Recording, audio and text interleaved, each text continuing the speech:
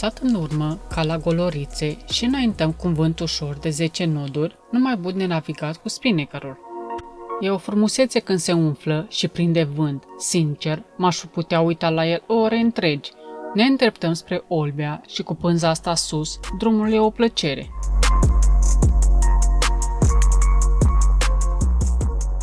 Ancorat noi la docul orașului. Da, docul orașului ne ține destul de bine acum. Stăm destul de bine. Nu e niciun shopping major, văd. E bine. It's good. Era când te uiți din cameră, pare așa cam înclinată, ciudat barca, zice. Sunt niște cauciucuri în partea asta. E safe. Stăm destul de bine. Ce frumoasă e barca asta, e mare. De lemn. Superbă. Dotat cu de toate. Pare destul de mare. Da, am parcat în centrul orașului aici, este deosebit, nu? Într-adevăr. Avem cazare bună și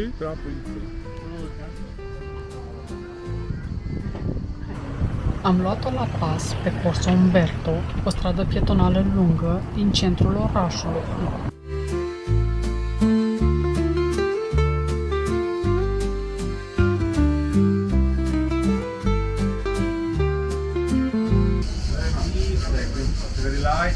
Safe as well. You can use for food, will not scratch.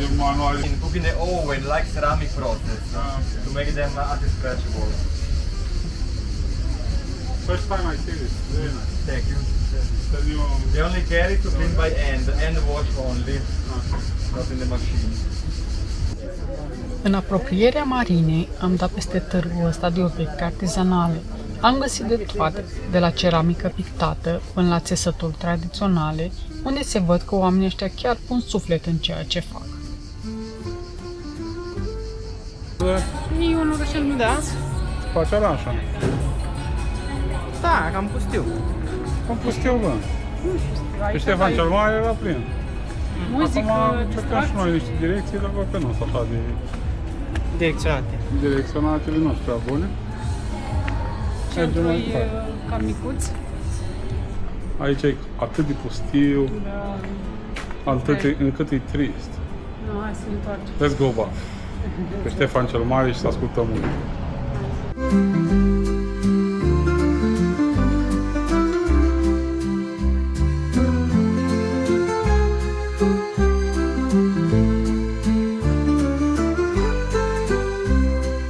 Olbia are propria coloană sonoră. La fiecare colț de stradă dai de câte un artist care te face să te oprești. Vibe-ul ăsta italian e contagios, te plimbi fără nicio țintă, doar ca să te mai bucuri puțin de atmosferă. Nu se poate să ajungem în Olbia și să nu testăm un sushi. Am nimerit la un all you can eat și, sincer, am fost foarte surprinși cât de bun a fost totul. Priviți doar cum arată platourile astea. A fost greu să ne abținem să nu comandăm tot meniul.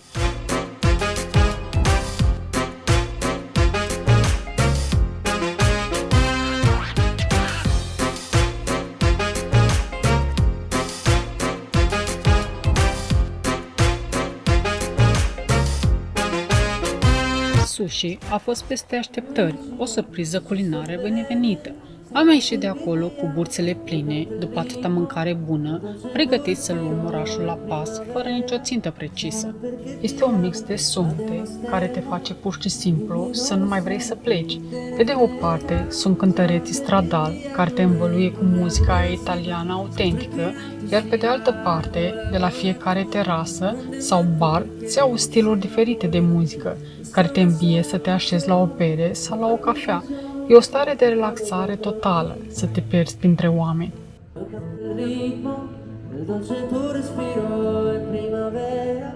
Sarà perché ti amo, cade una stella, ma dimmi dove siamo, che te ne frega. Sarà perché ti amo e vola vola si va, sempre più in alto si va e vola vola come il mondo è matto perché se l'amore non c'è, questa è una sola canzone, per far confusione. Ce faceți? Aștept să vedem cocktail. Cocktail, alcool, da? Eu. Așteptăm mult. Ia,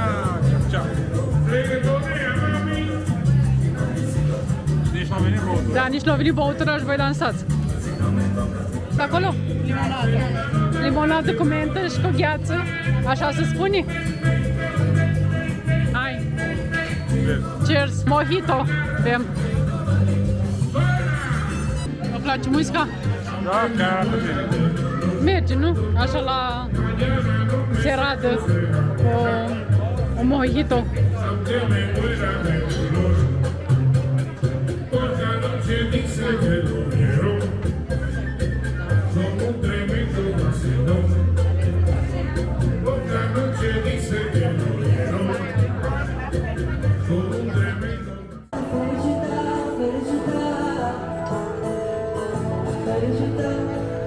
Vă felicita când am urcat și la deal era. Te felicită că ai băut un mojito. Da, felicita.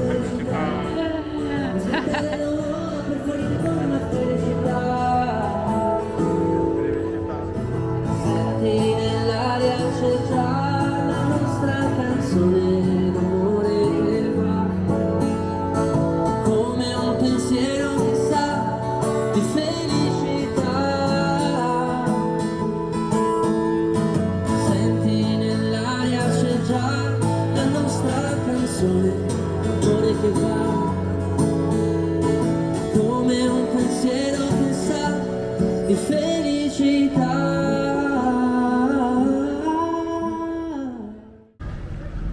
Orașul ăsta plin de viață noaptea. Da, frumos. Muzică, lumea se plimbă, Un pic de briză, da, o mezeală mare. o mezeală mare, da. Un parculeț în zona asta. Multe parcuri. Da, chiar multe parcuri. Nu știu dacă copiii vin în zonele astea, dar Curană, așa că observat. da, Frumos pe aleea cu palmieri, nu? da.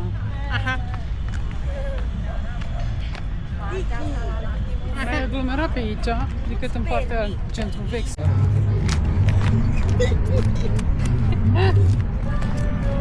Cald, E cald, Da, e e cald. mare. E o mezeală.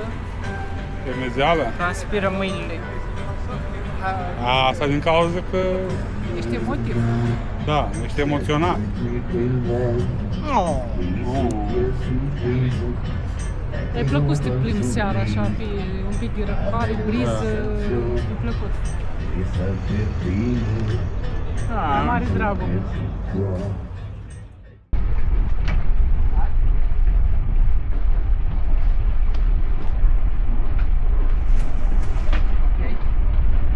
Haide, le dăm un pas rapid.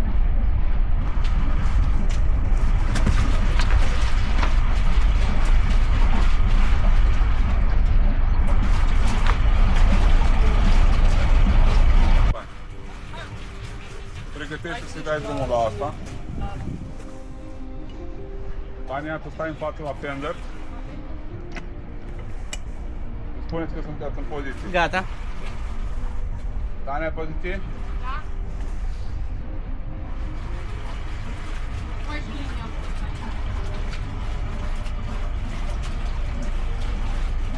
Dă-i drumul ușor. Ok. Un pic, Gata, poți da spate. Hai loc. Ok. Bine la De aici era un pericol nasol, dacă nu am plecat încet, vezi? Dacă venea ora afară acum, mulți au putut lipea de Aha. margini, trebuia să plecat un pic foarte mai rapid. E timpul să ne luăm la revedere de la Olbia. Au fost câteva zile pline în care ne-am bucurat de tot ce are orașul ăsta de oferit, mai ales de muzica stradală, care se auzea la fiecare colț de stradă și care ne-a dat o stare atât de bună Olbia ne-a oferit acea stare de tihnă pe care o cauți uneori cu disperare într-o călătorie, dar pe care o găsești doar acolo unde oamenii știu să se bucure de prezent. A fost bine că ne-au protejat. Data înghețată bună. Avem 17 noduri, dar la rafală ajunge și la 27. Merge cu Rift 2 pe canal la Olbia. Sperăm să fie bine. Bună dimineața! Bună dimineața, soare! Avionul, ia uite ce fain aterizează. Pregătiți-vă de un vânt de 30 de note. N-avem. Aeroport aici,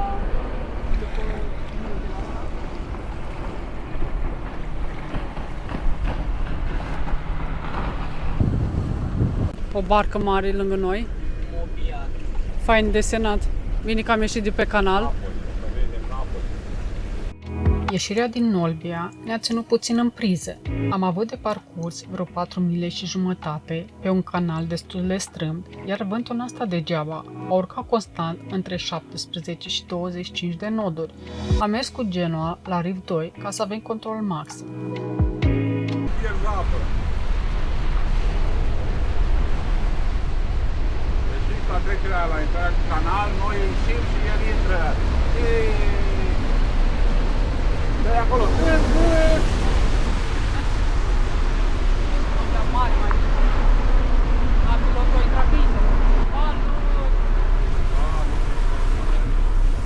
Discovery s-a comportat exemplar. Am profitat de fiecare rafală să ne croim drum spre larg și să lăsăm în urmă agitația furtului. Acum, în sfârșit, avem marea deschisă în față. N-a fost deloc o plimbare relaxantă până în golful Aranci. Am avut vânt constant de peste 20 de noturi tot drumul, iar când am ajuns să aruncăm ancora, lucrurile s-au complicat și mai tare. Ne-au izbit niște rafale de 30 de noduri, care ne-au făcut viața grea. Nu e tocmai ușor să potrivești barca fix unde vrei, când te împinge vântul așa, dar după câteva manevre atente, Discovery în sfârșit la adăpost. Pleacă fondul bărcii, un sistem mai bine pus la punct de randament cu ăsta. Nu mai trebuie să stăm noi pe sub apă. Merge Tudor, merge treaba? I don't know, o să vedem la final. Da, să ia ceva pe sub? I don't know, o să vedem la final. Fondul bărcii este cam murdar. De obicei ne băgam noi sub apă și frecam în fondul bărcii cu un burete. Dar acum să vedem cu minunăția asta dacă e bun. Golful Aranci este o destinație fermecătoare din nord-estul Sardiniei. Originea numelui său este curioasă, deși suna portocală, Arancia, provine de fapt de la granci, crabi, care se găseau din abundență în apele zonei. La prima vedere, golful Aranci pare doar un sat de vacanță, cu nisip fin și apă turcoază. Dar, pe măsură ce înaintezi în golf, încep să prinzi din zbor poveștile care îi dau personalitate, chiar dacă nu apus să le descoperi pe toate dintr-o singură oprire. Am aflat că aproape de mal e o sirenă din bronz care chiar iese din apă la ore fixe pe muzică tradițională sardă. Sau, și mai interesant, că undeva chiar sub apă e Montmartre, un muzeu întreg cu sculpturi lăsate pe fundul mării. Este un loc plin de misteri, chiar dacă de data asta ne-am mulțumit doar cu spectacolul de la suprafață.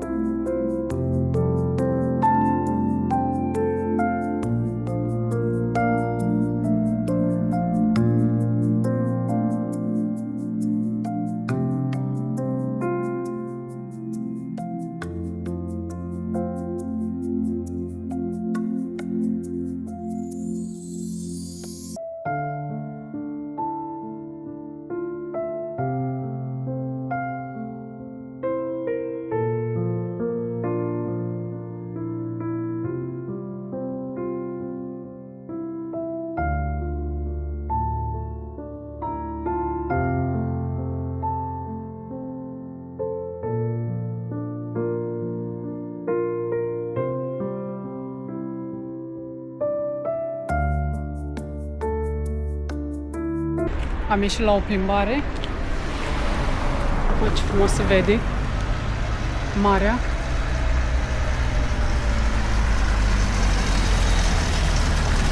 Nice. Astea două în stânga și în dreapta ce ar trebui să fie bărcuții.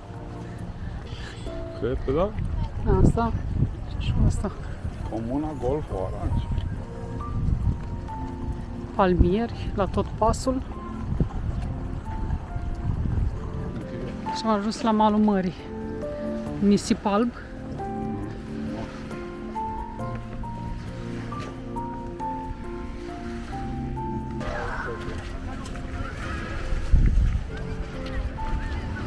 Cazări, cazări și iar cazări.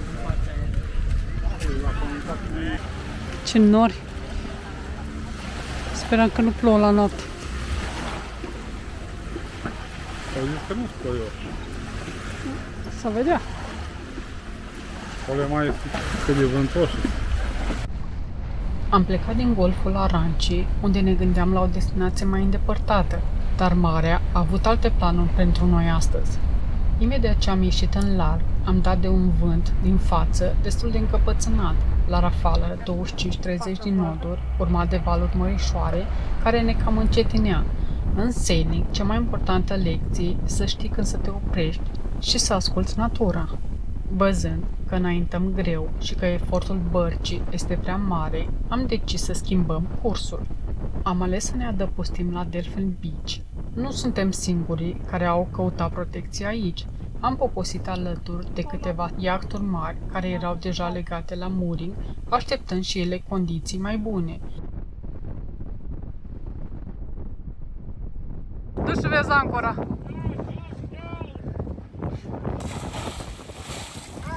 O stropit. Ai stropit tot cockpitul. Următoarele zile se anunță vânt puternic, așa că suntem protejați în locul ăsta. Ancoră, că vin 37 din noduri, ni lasă un pic pe o parte. Steagurile le-am dat jos, pentru că deja începuse să rupă. Și unii curajos mai merg și cu dinghiurile. Au ce valuri au făcut.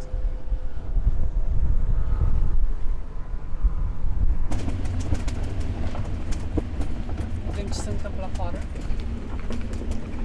Vânt a fost și 36 de noduri, 37. Sperăm să țină ancorile la ăștia mooringurile, la bărcile mai mari. Și sperăm să fie bine. Cam ne dansează la ancoră, la cât de mare e vântul. Avem constant piste dintre 25 și 37 de noduri, aproape. La amiază, dar am auzit că vine un vânt mai puternic. Maxim mai de 45 care o așteptăm astăzi. Aici suntem la starea meteo, în direct și reluare, după cum se vede, 30 acum. Barca se ține bine în cele două mooring plus unul de rezervă, linii. E scary așa când...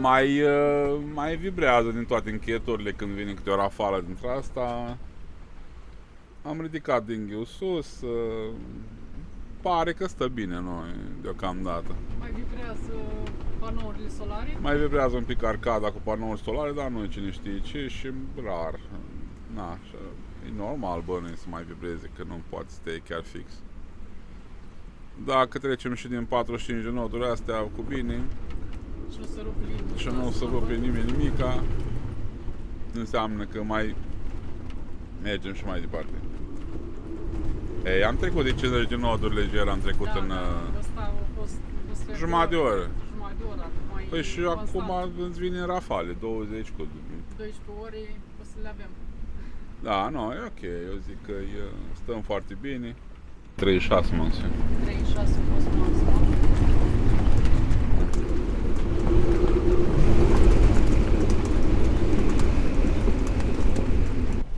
S-a rupt un cauciuc de cât de încordat a fost și totuși au fost 25 de noduri și s-a rupt un cauciuc. Am mai rămas cu unul și am mai pus o linie în față ca să țină lanțul.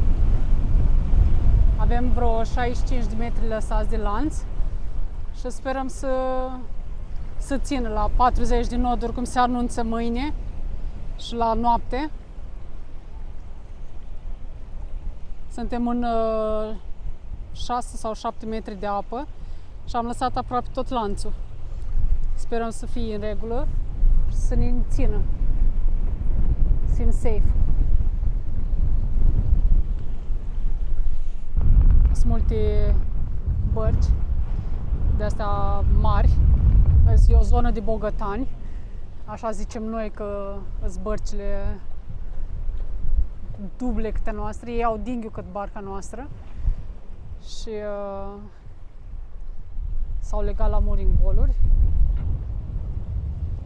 Da, interesant. Momentan suntem safe, dar vedem, sperăm să ne ajungă totuși la 40-45 de noduri cum se prognoza și să avem doar vântul ăsta. Din vest bate vântul. Asta e. Paddleboard-ul, din cauza vântului, vrea și zborul. Și încercăm acum, încerc băieții să-l prindă mai bine.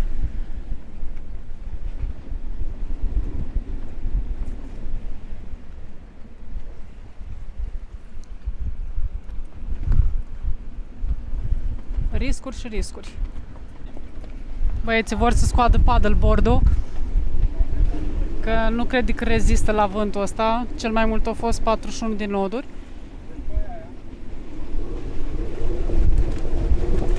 Și încearcă să-l scoată pe vântul ăsta, să scoată paddleboard-ul din locaș. Sperăm să nu ia vântul.